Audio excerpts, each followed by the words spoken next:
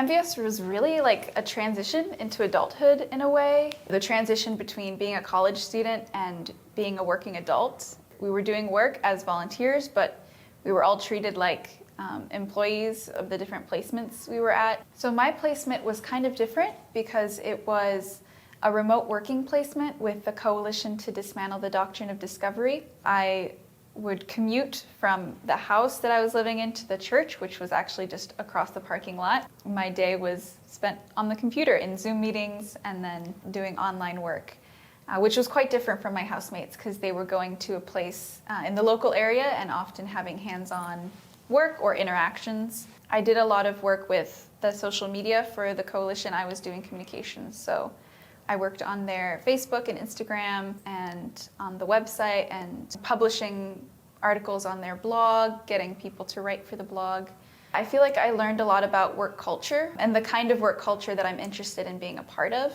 Because we're a smaller organization, we're pretty tight-knit, and so you get to know everybody a little bit, even though we're remote. You meet everyone in meetings, and then when you meet them in person, it's like you already know them.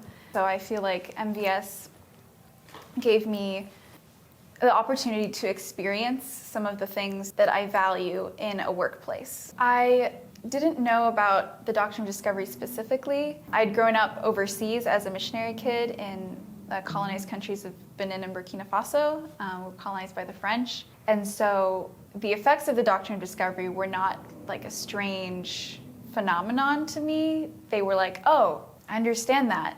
I've been in a place that was colonized and is now independent, but those effects are still there. And in the US, how much more those effects are there when the people who colonized never left. I was really drawn to the Dismantling the Doctrine of Discovery Coalition because of that experience living overseas. Yeah, actually the reason I wanted to be in MVS was so that I could work for them.